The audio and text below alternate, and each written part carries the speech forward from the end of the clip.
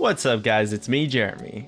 The Duskblade of Draktharr is a new assassin-based attack damage item that brings an interesting passive that's a little bit comparable to that of a Zed ultimate, and I got a chance to mess around with it a bit on the PBE, so I'm here to answer just how good is Duskblade of Draktharr. If you enjoy the video, don't forget to hit that like button, and if you don't enjoy the video, please click the dislike. And if this video hits 10,000 ratings, I'm gonna buy myself some Chinese food. Anyways, let's get started.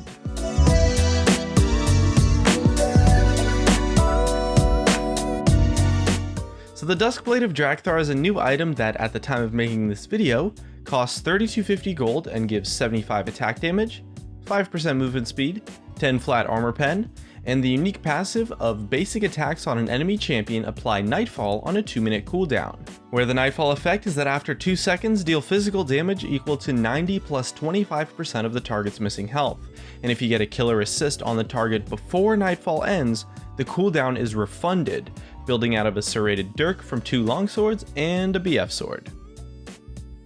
And with those raw stats, for my calculations, the item is 99.2% gold efficient, not including the passive, which is actually really good value when we take into account how insane the passive actually is.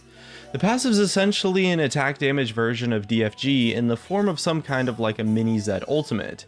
It gives any AD champion that builds this item insane burst on any squishy target, but because of the percent health scaling, it also gives you the power to burst down tanks that was pretty much non-existent before due to the changes to Last Whisper.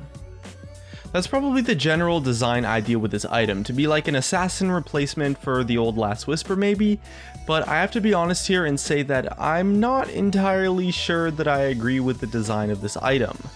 It's essentially an attack damage Deathfire Grass, but better honestly, especially versus tanks, and DFG was removed from the game for being unhealthy design.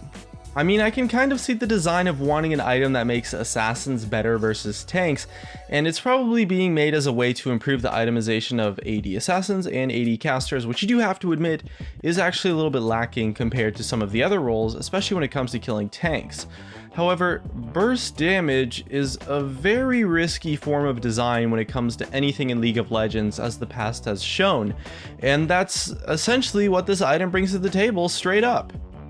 On any attack damage champion, not just assassins, it brings a really ridiculous amount of burst to their kit. The AD champion of choice that I personally chose to test this out with was Jarvan, just because I enjoy playing him I guess, and when playing him in a solo lane he has a decent amount of burst. And one of my games specifically really showed just how much burst this item really can bring to the table. I'll start playing the clip now, but as you can see, I'm super far behind. I started this game out 0-4, and actually I didn't hit level 6 until about 11 minutes into the game. And there's no doubt that I got dumpstered in lane in this game. I played badly, and I got punished, and it was no one's fault but mine. And although I was able to pick up a couple kills from the roams after, my CS, I mean, just look at it, it's abysmal. But I'm still able to jump in and completely one-shot the enemy AD carry. And not only do I jump in and one-shot them, I jump into an ambitious fight that is pretty much 1 vs 3 or 1 vs 4 even, and I miss my EQ combo, so I don't actually get my knockup, and they still die almost instantly. Heck, I didn't even use Ignite. And if you take a look at the in-game chat, I think you might get a little bit of an idea as to how frustrating that was to play against. I mean, honestly, by missing my EQ combo in that exchange, I would personally say that Kalista probably outplayed me by dodging a key piece of my combo. But honestly, me killing her there didn't take much skill at all really, and she had pretty much no chance to outplay me. Now imagine if I was actually fed or just went even in lane. I mean, it's just ridiculous. Typically on an assassin, or really just any role where your job is to deal damage, if you go 0-4-0 in lane and have literally 7 CS and are level 4 10 minutes into the game in a solo lane, well, you probably aren't going to be playing League of Legends for the rest of the game, and for good reason. I mean, you probably don't deserve to have an impact being that far behind. I mean, if you did that on an AD carry, or maybe on a jungler, or most solo laners, really just anyone except for a support and maybe some of the high utility champions, you're just going to be completely useless for like 30 minutes. But that's exactly what happened to me in this game, and because of the item, well, I was still able to one-shot my opponents who went even or won their lanes potentially. Because the passive procs on the first auto attack automatically though, it's a little bit awkward to build on ranged champions since it can prevent you from poking with your auto attacks. So I will say that it's a much more of a melee oriented item, but the cooldown reset aspect is really forgiving in a fight.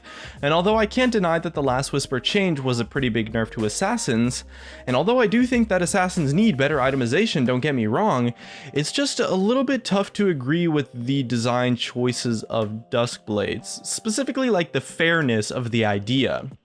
I mean, the thing is that the kind of champions that want to build this item don't really need that much help trying to burst people down most of the time, so by adding this improved burst aspect to it, it makes the burst combo of those champions just so fast and so powerful that it really hurts, if not completely removes all forms of counterplay, and just makes it impossible to react once someone jumps in on you and is using this item.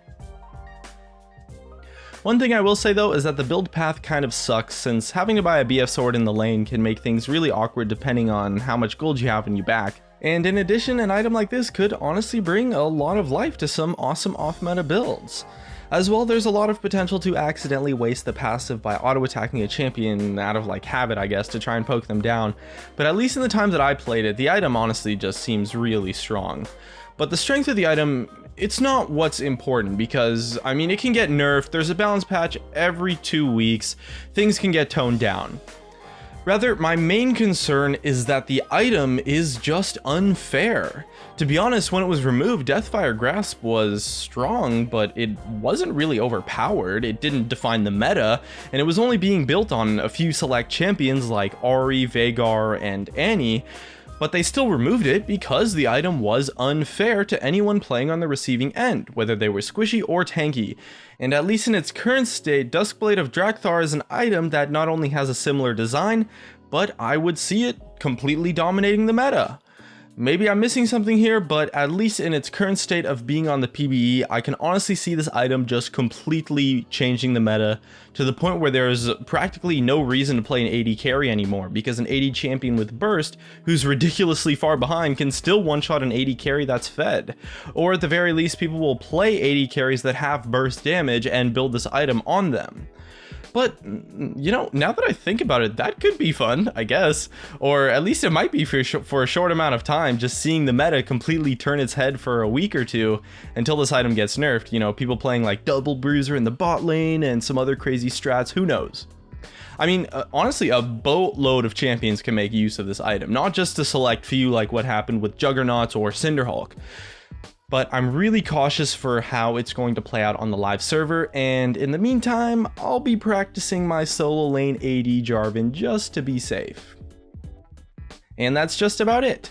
Here are some of my favorite comments from a previous video where I asked what your favorite change from patch 6.2 was.